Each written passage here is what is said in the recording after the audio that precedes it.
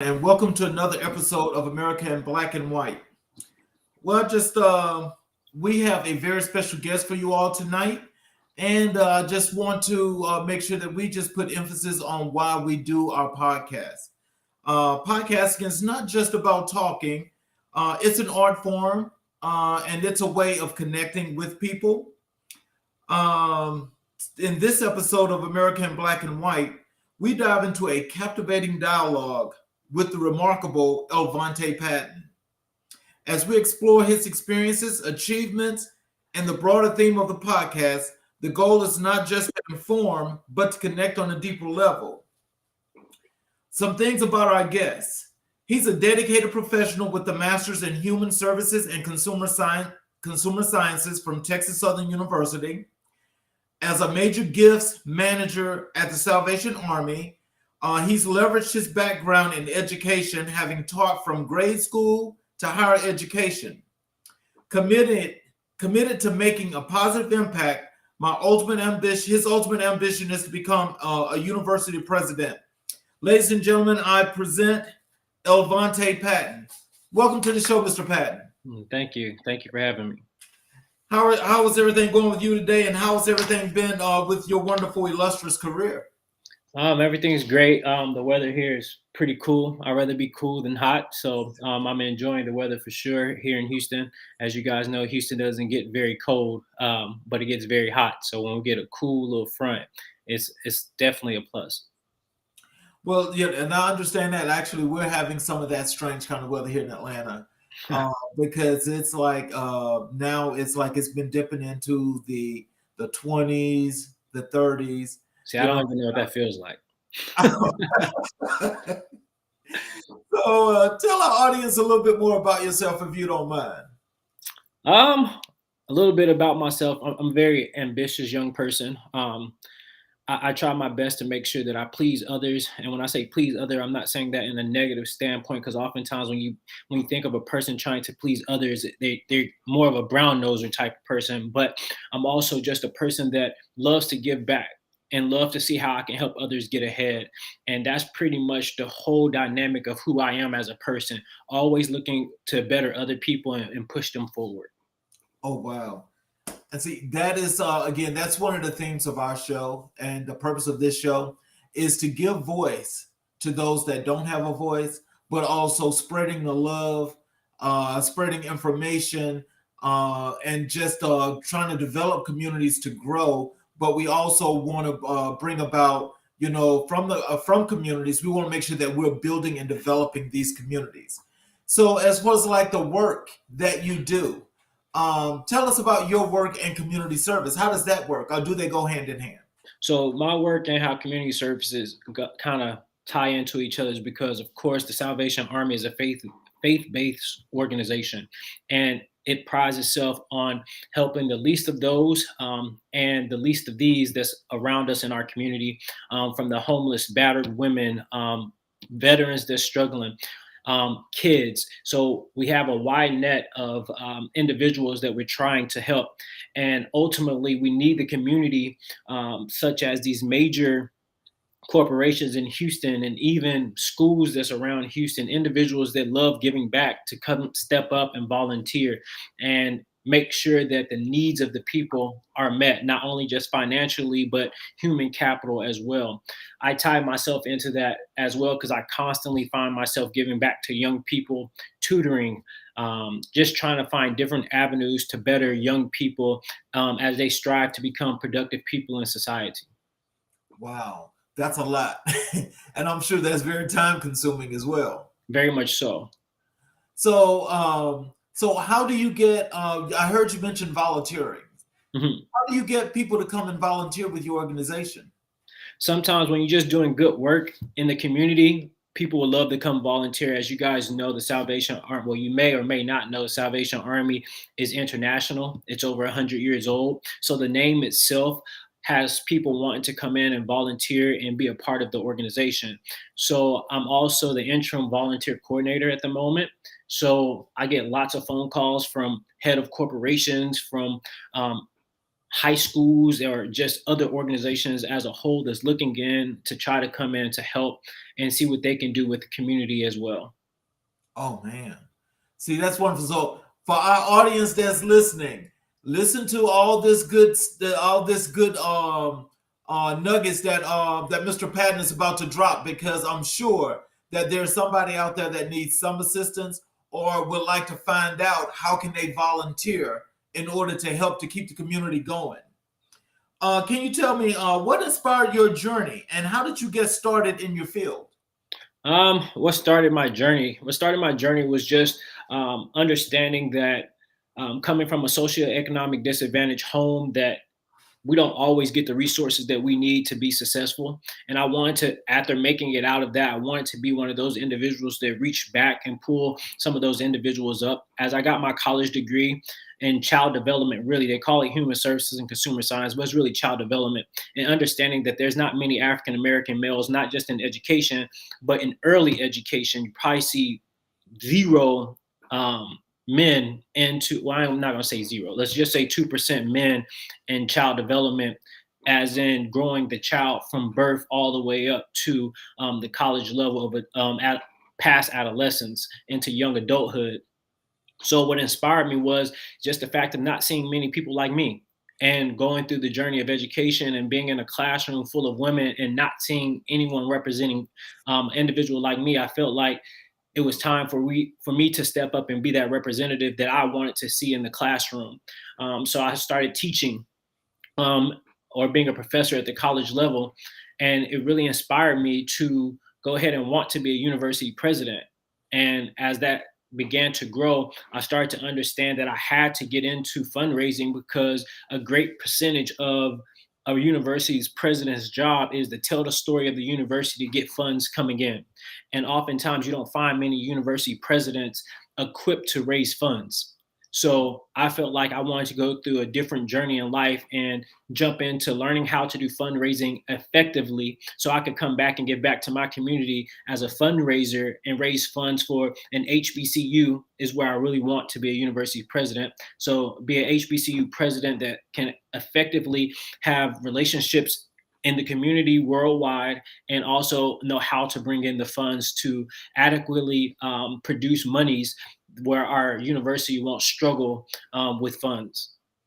You know, I can definitely see you being a university president.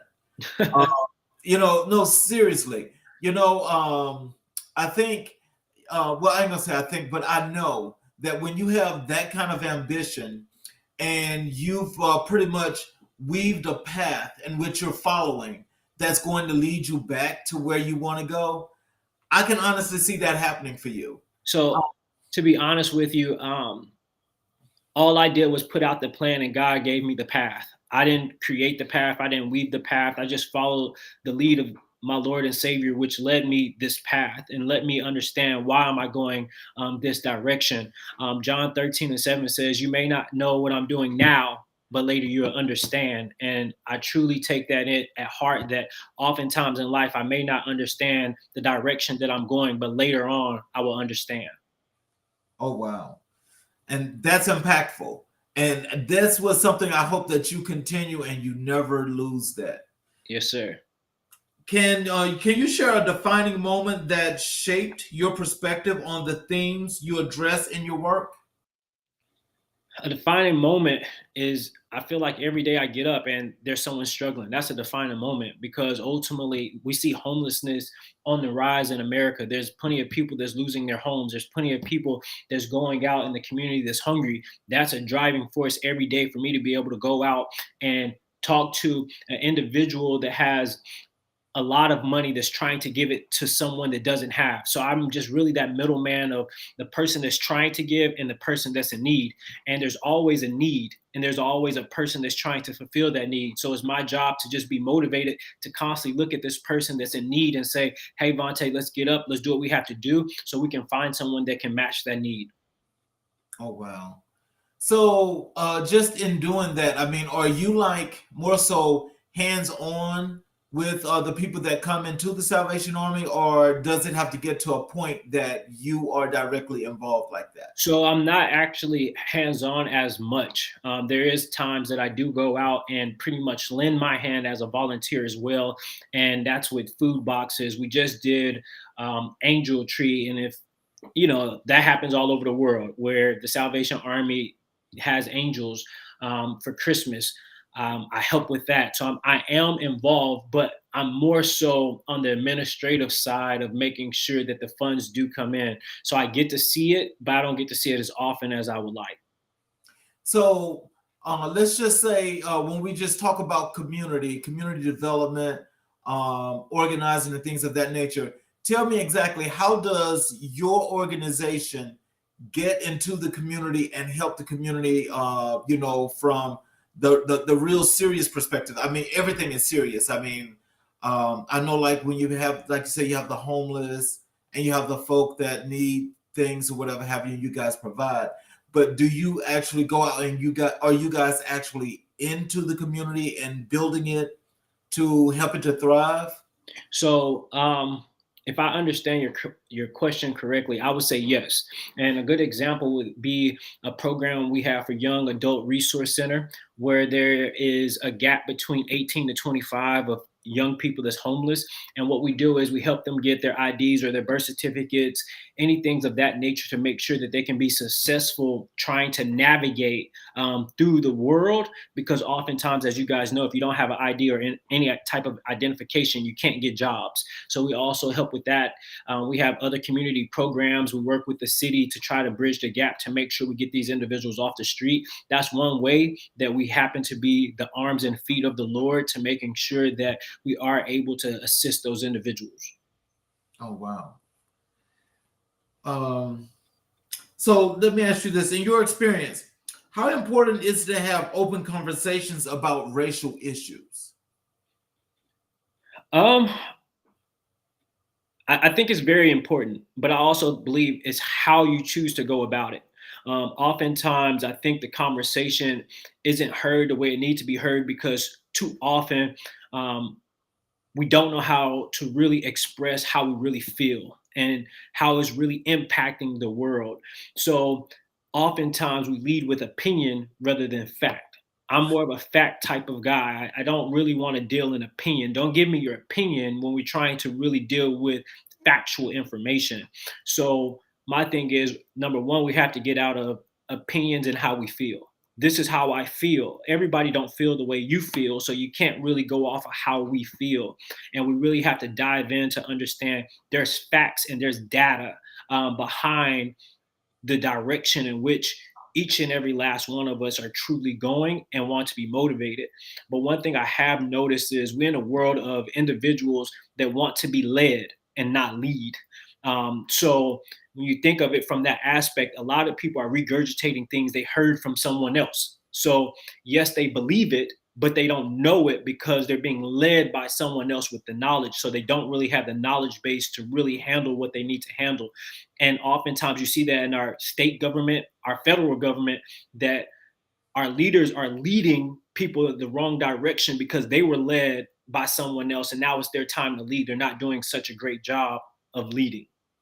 Oh wow. So are you guys affiliated with other organizations? Like we had the director of the Justice Department of the Urban League on last night, and kind of similar. You guys are pretty much basically from the same place.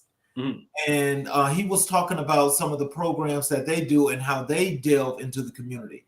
Do you guys do any partnering with organizations like the Urban League? Yes, we partner with a lot. Fortunately enough, our arms are a lot larger than everyone else's. So oftentimes the partnerships come to us rather than us go to the partnership. I know that sounds very ridiculous in a sense, but ultimately the way our arms are stretched, it's easier for individuals to come with us and partner with us rather than us reach out to partner with them. Okay. Can you tell us about a specific challenge you faced and how it influenced your approach to your work?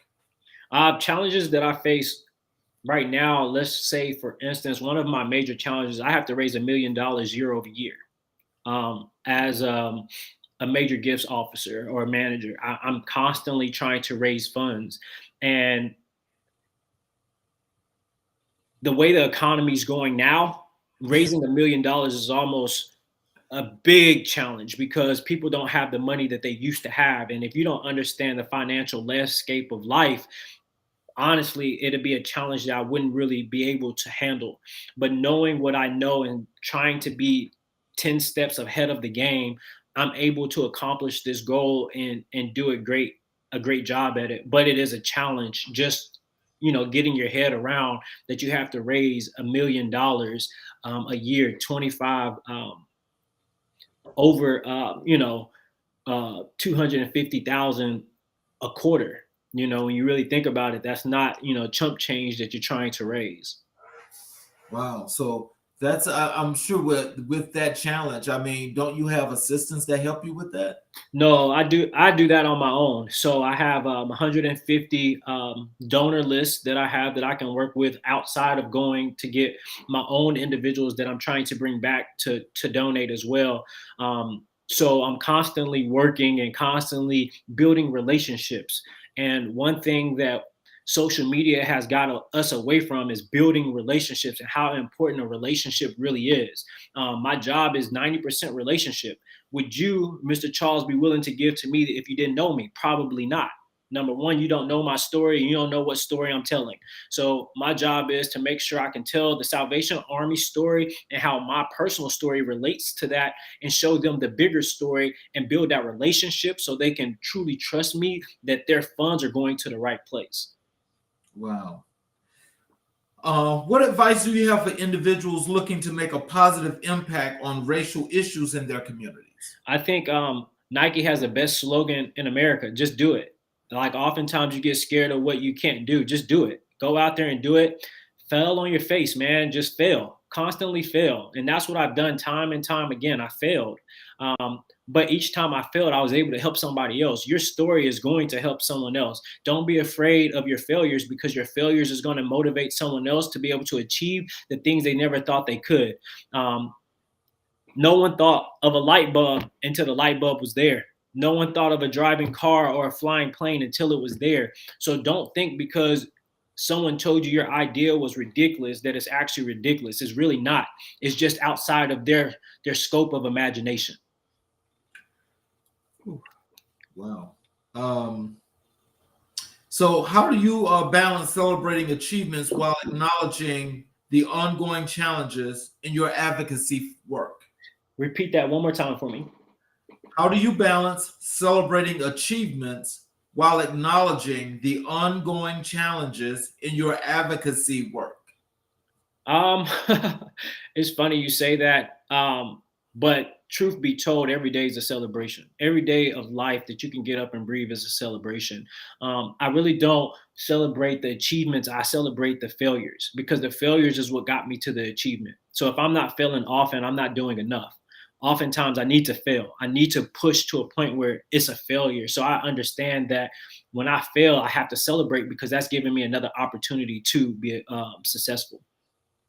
Wow. So are these some of the things that when you have those younger kids that you guys work with, are these some of the things that you kind of like instill in them to understand that, once you fail, that doesn't mean that it's over and you keep pushing?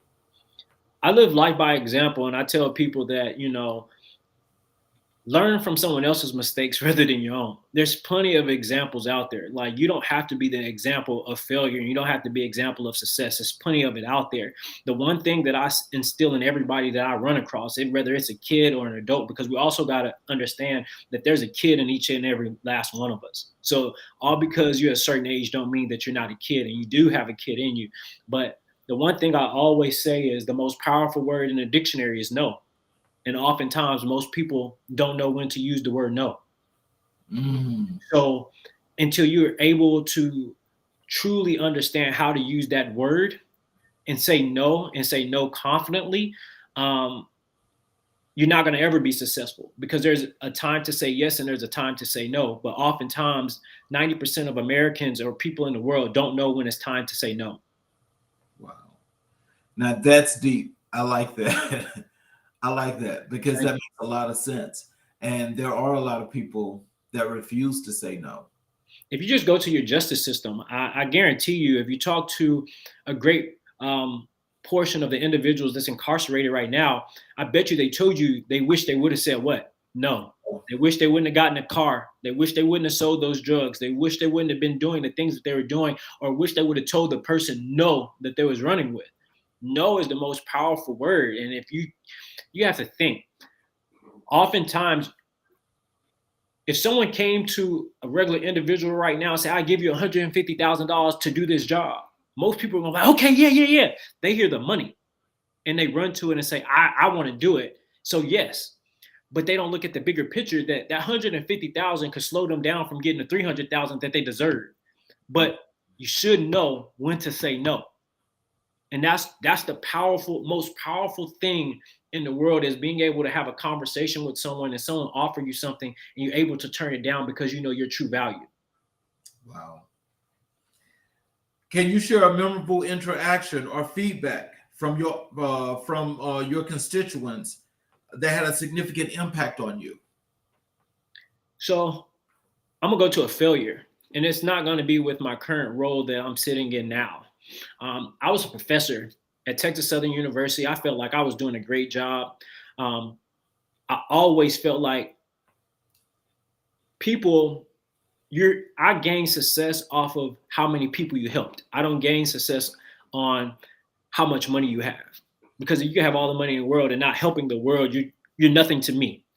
Um, and I constantly went in and I was drilling that to them as much as I could, and I ended up getting fired, and I was crushed. I'm living my dream job right now. I'm a professor. I get fired, and I was hurt. I'm talking about I probably cried day in and day out for a long time, because I felt like I was truly living in my passion at that moment, and I was motivating people day in and day out. And what kept me going was to wake up one morning driving down the street, and one of the students on my Facebook posted that I was one of the greatest professors they ever had, and the lessons that I instilled in them, they still take today. When you began to make those type of impacts in people's life, it tells a story all by itself. It doesn't have to come from me. At that point, my legacy continues through someone else, because of what I taught them, they're going to teach someone else, guaranteed. So that's where it's like, you can't get no better, praise or no happier of yourself than when someone else choose to tell you how you impacted their life positively. Wow. Now that's oh, I'm surprised to hear something like that. I just wouldn't think. Well, I guess they have whatever they do. What strategies do you employ to ensure your message resonates with a diverse audience? Um, Honestly, I just live my authentic self. Number one, I always feel like keep a smile on your face, because you never know who really needs it. All because people have money don't mean they have a great life. Sometimes money is inherited; it wasn't earned. So just continue to smile.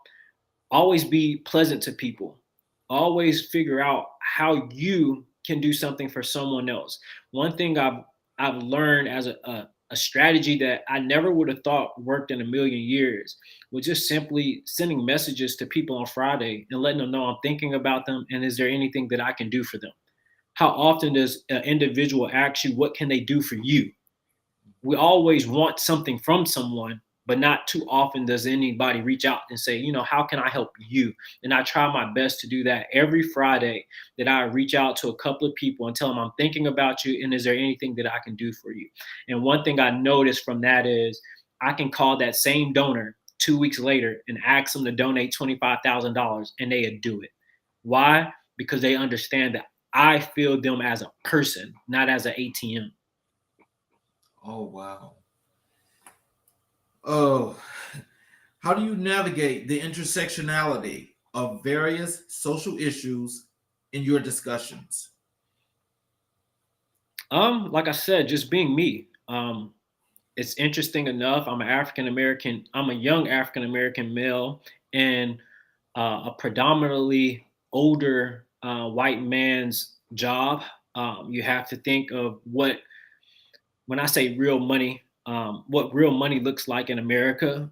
Oftentimes, when I'm having these conversations, they don't expect me to understand the difference between money and currency. So, just being educated on the system of monies and knowing who I am as a person and know that I don't know everything and I'm willing to learn and giving people an opportunity to teach me things that I haven't been able to learn on my own, which empowers them to understand that I'm not all knowing and I'm willing to humble myself enough to their knowledge and learn from them.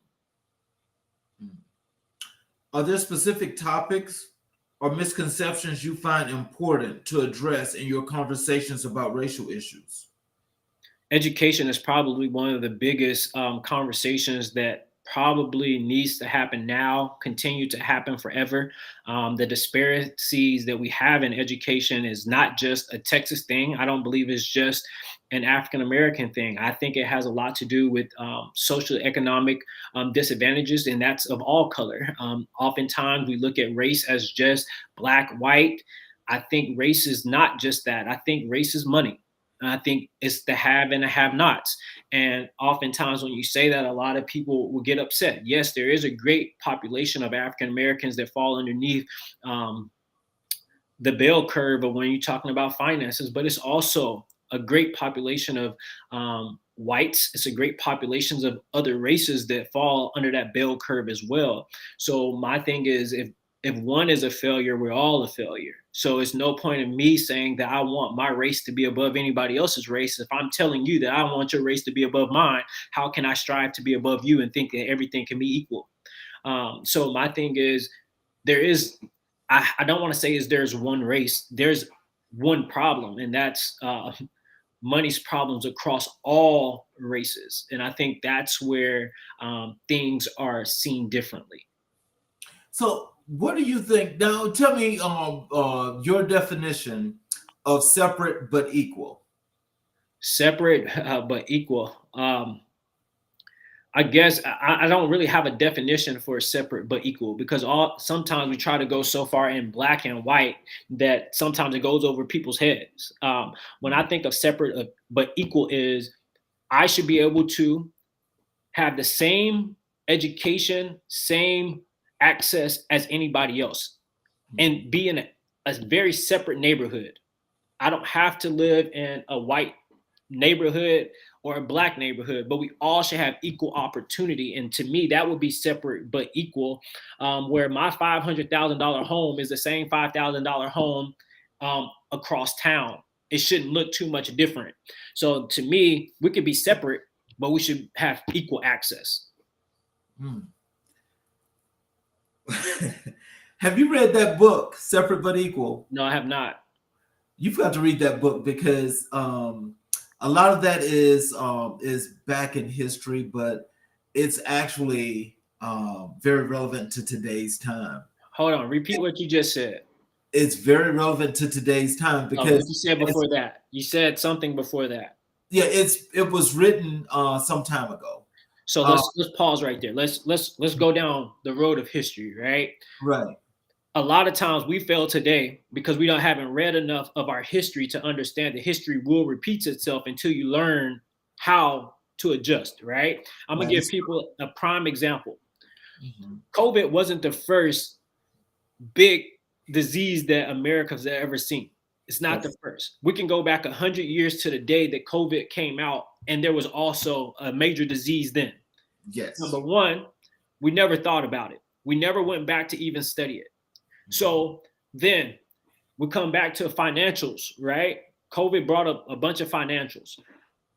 Many places, I can't speak of the whole US, but I can speak about many places went through a coin shortage. It's the first of my generation of going through a coin shortage. But that wasn't the first time the US ever hit a coin shortage in the midst of dealing with a major disease, right? A pandemic. Mm-hmm. So that's history repeating itself. But also one thing I also knew about history repeating itself was that 100 years ago, whenever that pandemic ended 100 years ago, money's changed. Mm-hmm. And you got a new system, monetary system. And if we go back to 100 years today, they're trying to create what? A new money system. So now they're introducing cryptocurrencies to you. It's nothing new that's happening. What's happening is what is new to us because we don't know the history in which things are coming from. So if you know where history and we truly understand where things are coming from a research standpoint of the past, right now you'll be prepared. Ultimately, we're not prepared. So when you start to think about interest rates are dropping, everybody, oh, you got to go buy a house. You got to go buy a house. I tell people I don't believe in a house. A house is only an investment until you sell it. It's a liability until you sell it.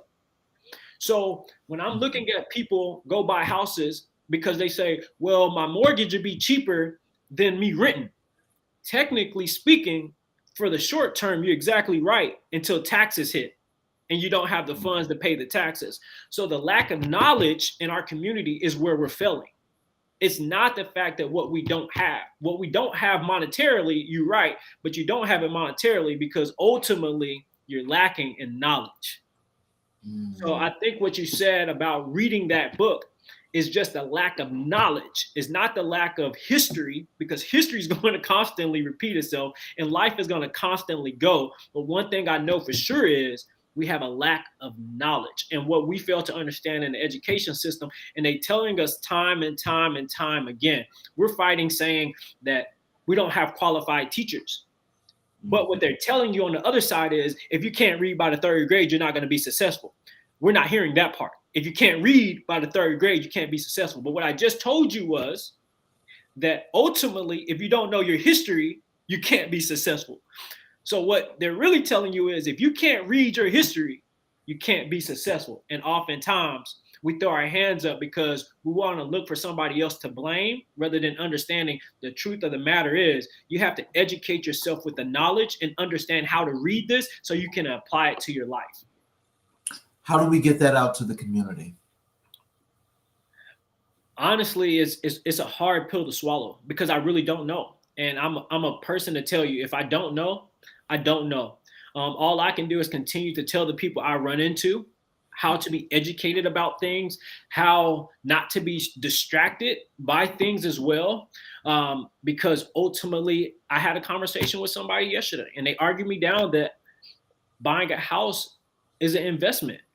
And it sounds good when you got more than one house. Mm-hmm. But if you don't have more than one house, it's a liability. Mm-hmm. It can cost you a lot. Ask the people that bought houses during the pandemic and they bought that house at $500,000 and their house is now valued at $300,000. Ask them, is that an investment or is it a liability? That's definitely a liability. And that's the part that we don't talk about. That's not where we are having a true conversation. Like, it's not growing. The only investments that's truly growing like that is the stock market, to be honest with you. Year over year, the stock market doesn't fail. Mm-hmm. You're going to gain. You might not gain a whole lot, but the stock market, you're going to gain. In cryptocurrency, you're going to gain. The housing market is the only one that pops every 10 years. Mm-hmm. You win some, you lose some. But in the housing market, if you don't play it the right way, you're going to lose big.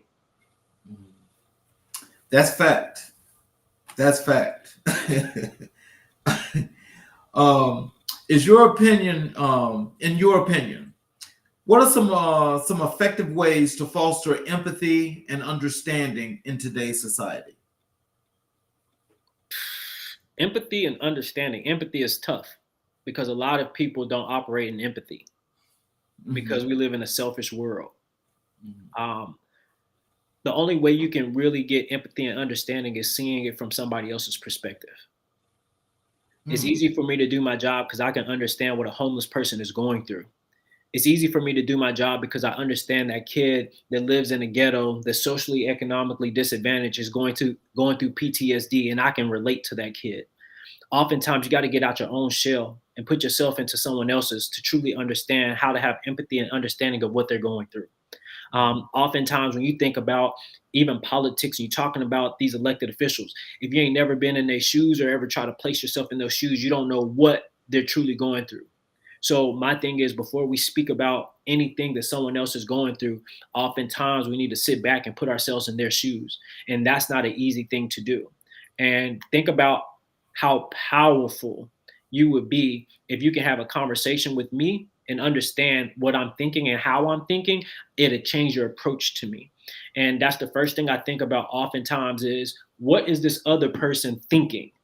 Because when I give them what I'm about to say, I need to know what they're thinking, because ultimately I can come off very disrespectful or I could come off very respectful depending on the perspective I'm coming with. And oftentimes we only land in our own perspective. If you hear most arguments of kids or adults, what do they say? I want you to see my perspective. See my perspective. No one cares about the other person's perspective. It's my perspective. So my thing is, sometimes you alleviate a lot of disagreements by just simply seeing someone else's perspective and understanding that, and having that empathy to understand that they only saw it one way and they can never see it your way until they allow themselves to see it your way. Do you think that's the majority of the population that's selfish like that, or do you think they learned that behavior? It's selfishness and it's a learned behavior, because that's what we're taught. We're taught that way. We're not taught to sit back and see it from someone else's perspective. It's a me world. If you get on social media, everybody's telling you about them. They're not telling you about how someone else's influences are impacting the world. It's all about them and them alone. That's interesting. I mean, because I do get some of the point of what you're saying about the selfish behavior. If you interview someone else, when you interview someone else, ask them to put themselves in the shoes of the person that they're selling to. And I bet you they can't. Most of our conversation is about what Elvonte does, what I'm doing, what I think. But not once has anyone really asked me, what is that pregnant woman that got beat? How is she feeling? How are you able to raise money for her? How are you able to raise money for a Caucasian male that's on drugs, that's 20 years old and dropped out of school with no GED? See, that's a perspective. How are you able to do that? What are they thinking? What are they going through? Because we're quick to wash our hands with individuals like that, and we don't want to think about that person. That's not who we want to think about. That's not who we want to relate ourselves to. But we can tell you what LeBron James was thinking when he made that last shot. Because why? He's successful. Well, yeah. Do you instead of making it like broad and general like that, is that like just some people? Because I don't think everybody's like that. I'm gonna say most people are like that. Most people can't. That's why we argue. We're gonna argue because I'm the interviewee, but you're not seeing it from my perspective because you're the interviewer. You would be a better interviewer if you can see it from my perspective and think how I'm thinking. The same way I have to think about your audience. Who am I trying to relate to? It's all psychology, but most of us don't want to break down psychology. Well, I guess that's interesting, but no, actually, I do like to get the sides of everybody, because I think it's important. I'm not talking about you, Mr. King. Get yourself out that boat. No, listen, what I'm saying is, I mean, I see that, and so I think kind of like just as we're dialoguing here, what you're saying is really a lot of that is very true. And there are more people that are selfish just like that. But, when I see, I'm just going to tell you like this, just to be honest, when I see selfish people like that, I don't like those kind of people around me, because that's telling you one thing, that they're only doing things for themselves.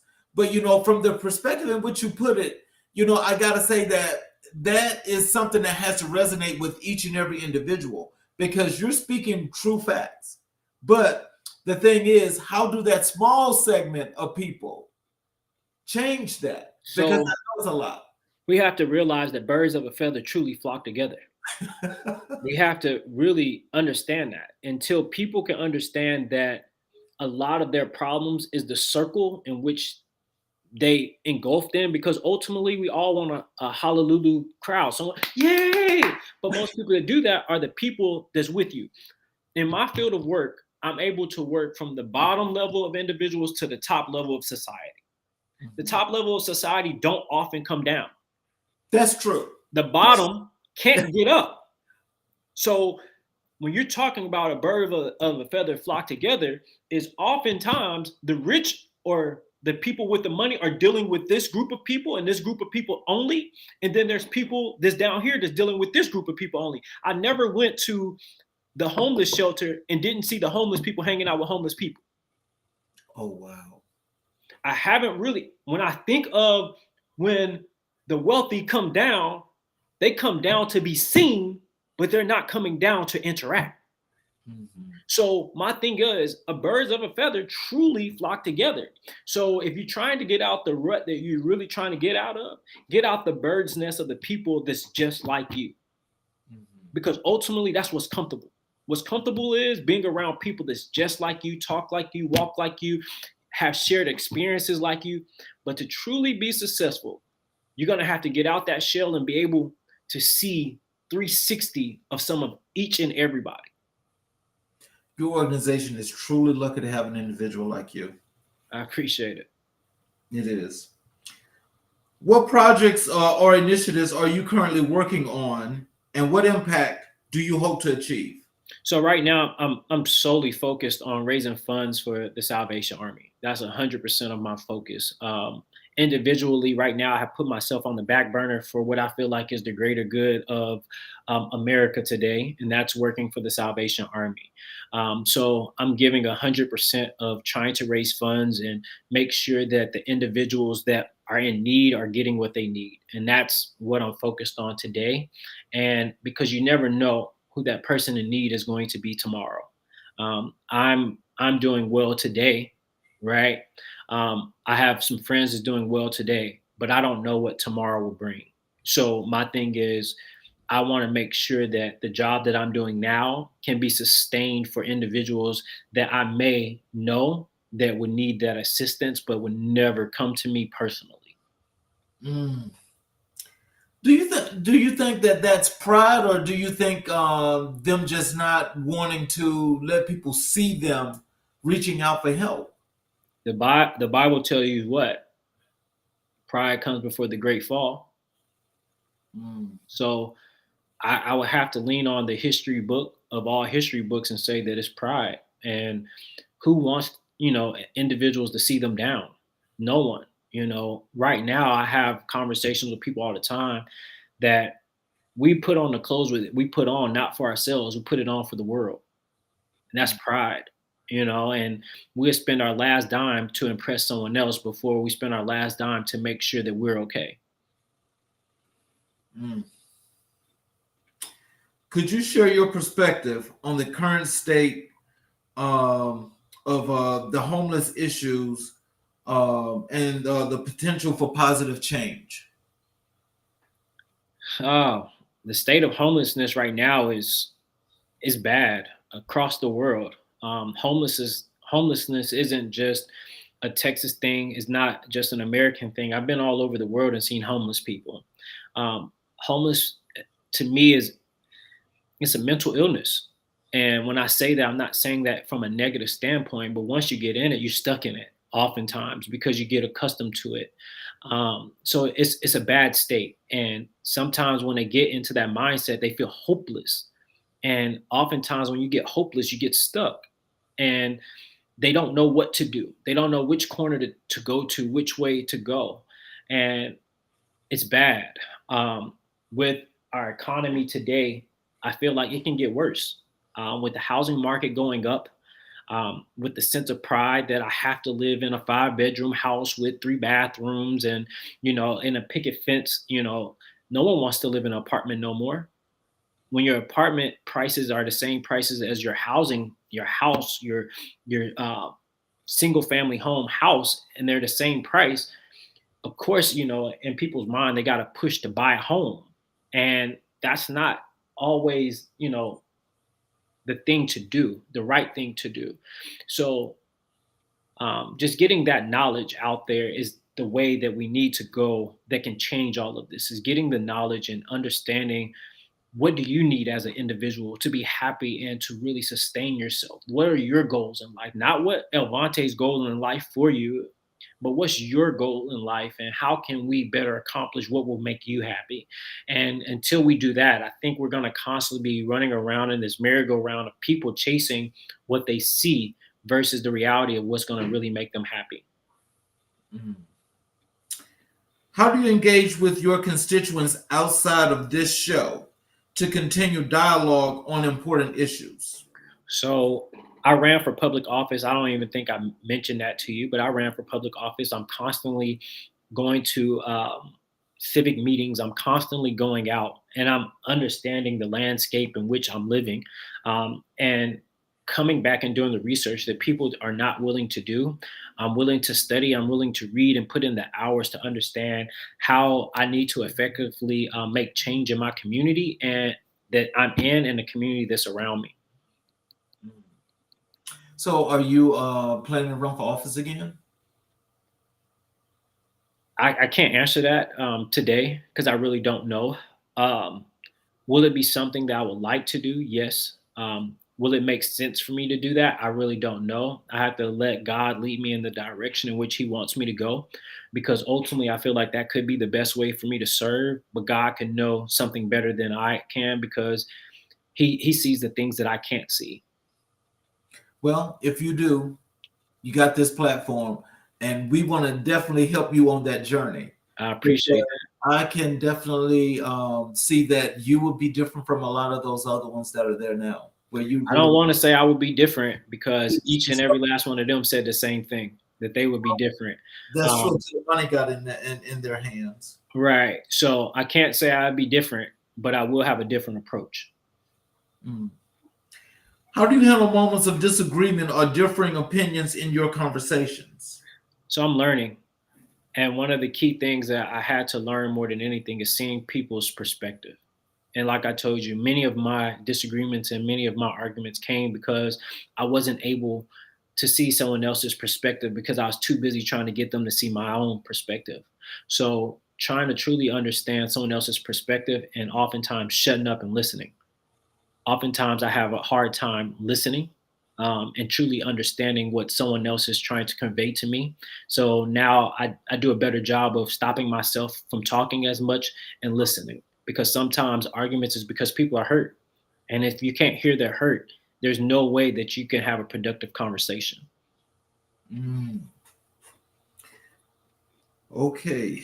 Um, how do you see the role of storytelling in creating meaningful connections and fostering change?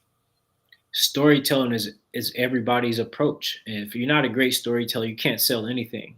Most of the people that are great salesmen, most of the people that are great at doing their job, they're great storytellers. When you think about Barack Obama, he was a great storyteller, point blank, period. You can't take it away from him. When you think of your greatest leaders in America, there's great storytellers. They could tell a story to make you believe what they're moving to, trying to get the world to move on. One of the greatest leaders of all time, in my personal opinion, is going to ruffle some feathers, but it's Hitler. Hitler was able to tell the story and tell it very well to where people believed what he believed in. So most of your great leaders in this world are great storytellers. And how do you become a great storyteller? Continue to tell your story. Get better at understanding who you are.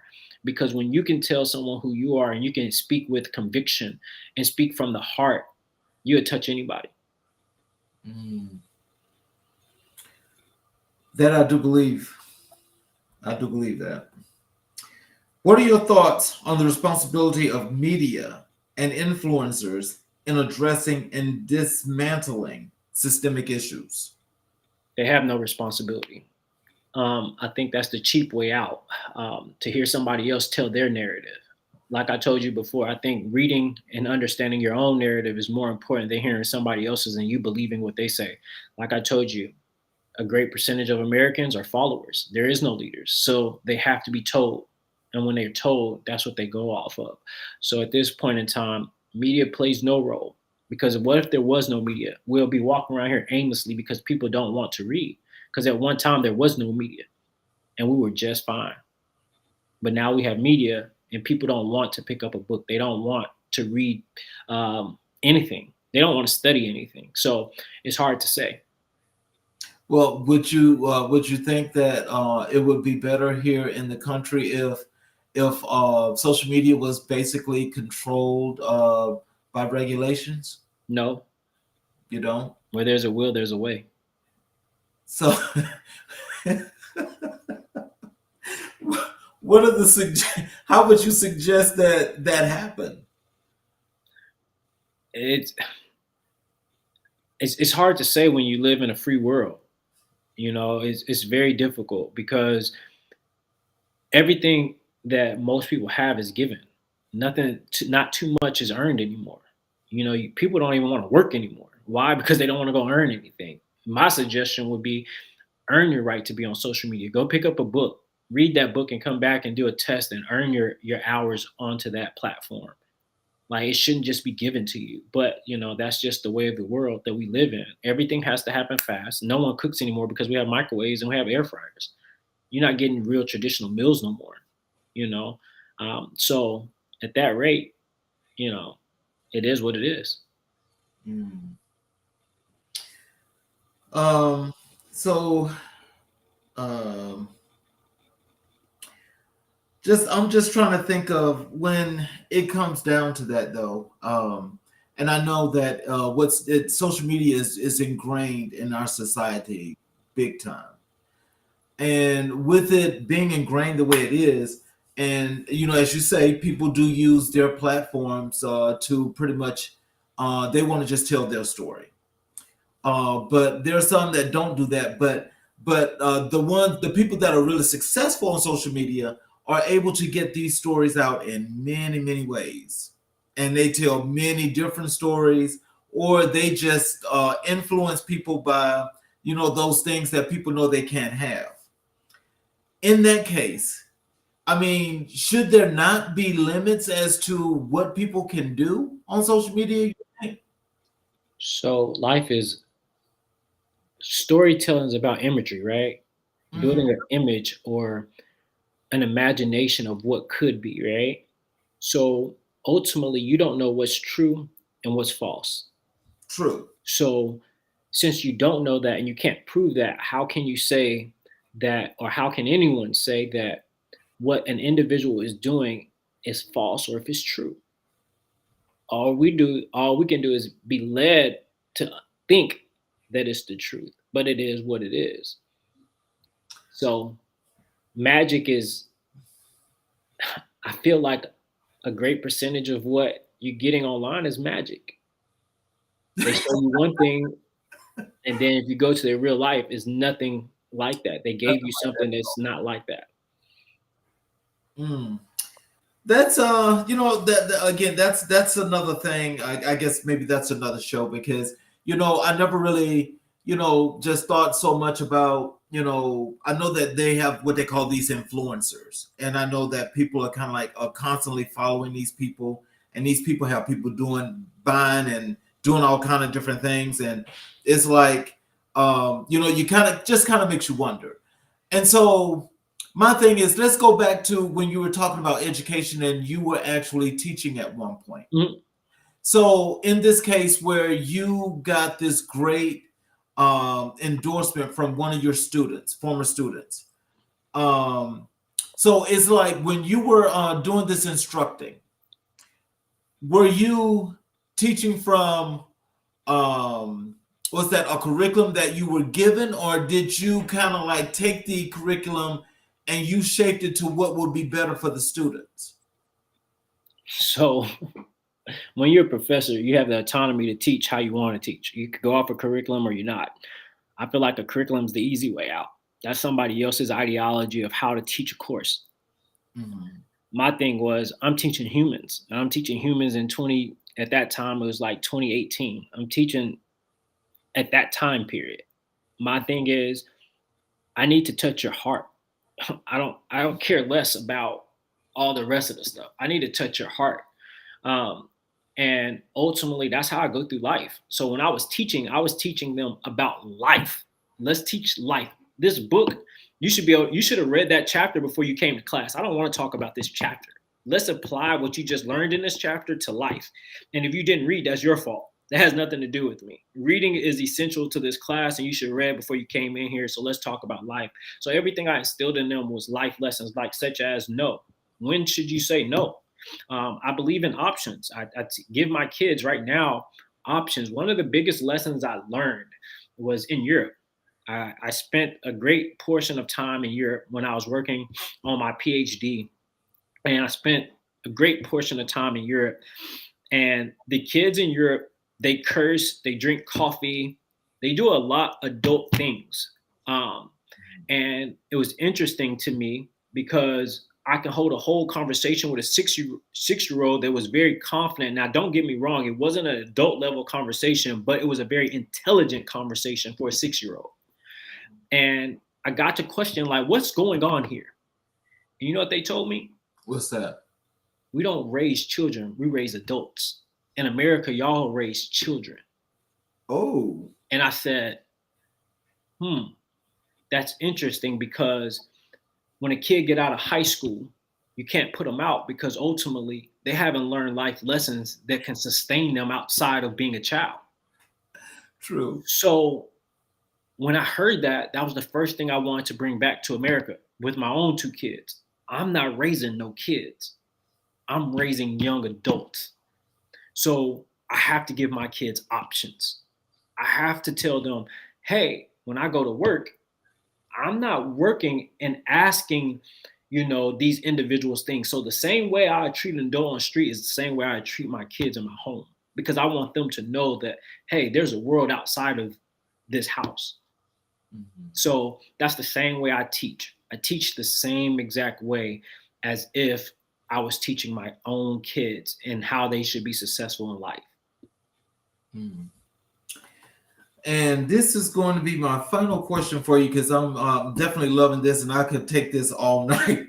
But what message or advice would you like to leave with your audience, your constituents, or people that follow you?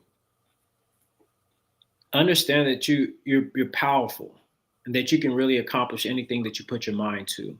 Your imagination is one of the greatest tools that you'll ever have. Your imagination is your way and your keys through life that can change any circumstances that you have. It can change anything that you felt like needed to be changed. It all starts with your own imagination. Oftentimes we sit idly scared of our own thoughts, and our thoughts are roadmaps to where we need to go. Be careful of what you speak, because there's power in the tongue. Speak it and it shall come to pass. Whether it's negative or positive, whatever you speak shall come to pass. And mind your thoughts. And I tell any and everybody that, mind your thoughts. And also understand that no isn't just for the people in the world, but no is also for you. Sometimes you got to know when to turn your thoughts off, turn your opinions off of other people, and just know that you are who you are, because that's who God created you to be. And ultimately, you're still breathing today because your assignment isn't done. Keep going, keep working, and understand that the talent that you have is the talent that's going to get you out. Wow. Well, I'll tell you, this has been a wonderful, wonderful interview. And I'm so happy and proud that you decided that you would bless us with your presence. And I hope that you'll do it again. And I want you to know that as you're going through your progress and you're doing all those things that you're doing, just know that we'll always be here. And I definitely would love to have you back on the show. Thank you, Mr. King, for your time. Thank you for just inviting me to share my message with the world. Thank you for just everything. You have my number. Anytime that you want to talk, anytime you just want to dialogue, I'm here. Anything that I can contribute to your community or to the world through you, please let me know, and I'd be more than happy to lend whatever I can to that. I definitely appreciate that. And everybody, let's give a round of applause for Mr. Patton, because this was really, really wonderful. I appreciate you, and we'll see you next time. And you all have a great evening and have a great night. All right. Thank you. All right.